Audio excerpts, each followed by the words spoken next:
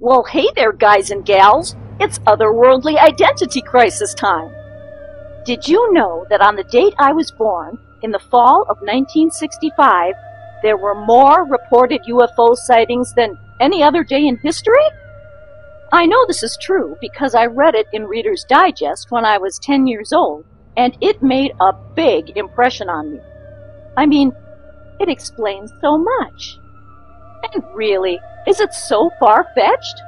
Over the course of history, people living in Minnesota have been looking to the skies and seeing more than the northern lights. You betcha! It turns out that the North Star State is also the land of 10,000 UFOs. Don't believe me? Well, strap yourself into your jump seat, little spaceman, because you're about to hear one of those Minnesota stories.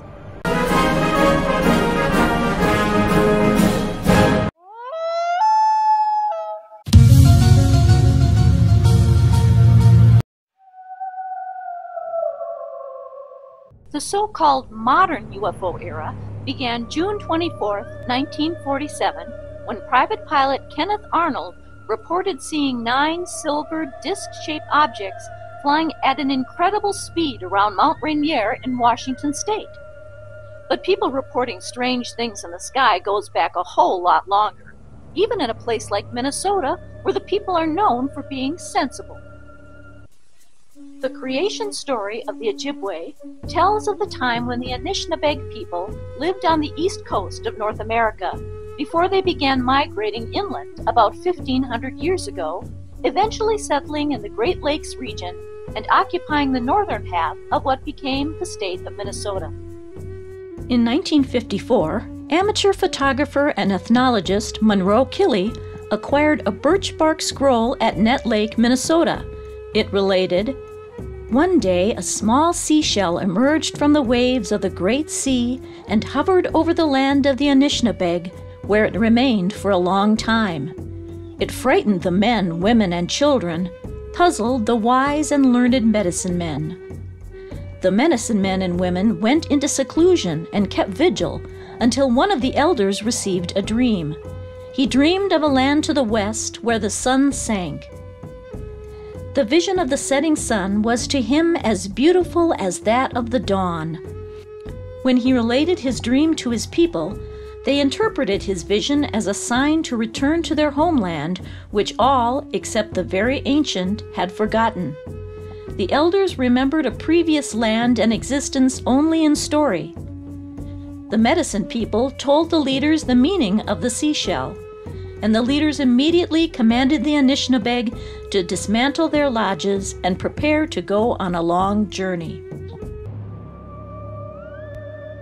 Is it possible that these mystical shells, looking astonishingly like flying saucers, that emerged from the sea to impart ancient wisdom to the native peoples, were actually USOs, unidentified submerged objects from an undersea base, perhaps the last remnant of the alien technology of the lost continent of Atlantis? Despite that being pretty culturally insensitive, ancient astronaut theorists say, maybe.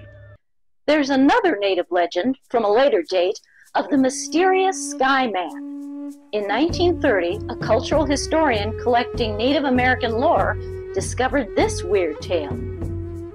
Some Indians were walking over the plains when they saw someone sitting on the grass. It was a man. When they approached, he halted them by raising his hand. He said, "I don't belong here. I dropped from above." They wished to take him home with them.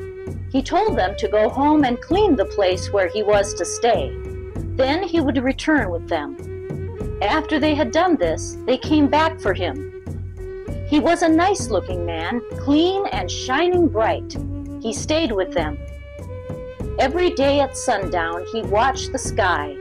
In a clear voice, he said, "Something will come down. I will go up." He said that he had been running in the sky. There was an open place. He couldn't stop running, so he dropped through. One day in the afternoon, he said, "Now it is coming." Everyone looked up, but they could see nothing for a long time. The man who had kept Skyman at his home could see better than the others. He saw a brilliant star shining way up in the sky. The other Indians didn't see it until after it came near the ground. They had never seen anything nicer in the world. Two men got a hold of it and pulled it down.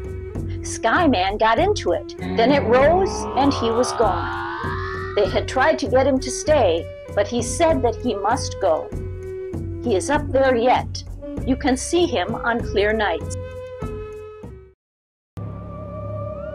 Some ancient alien theorists have interpreted the description of Skyman as shining bright, as a reference to his silver spacesuit, which, as we all know, is the required uniform for aliens. Next time on The Oofda Files.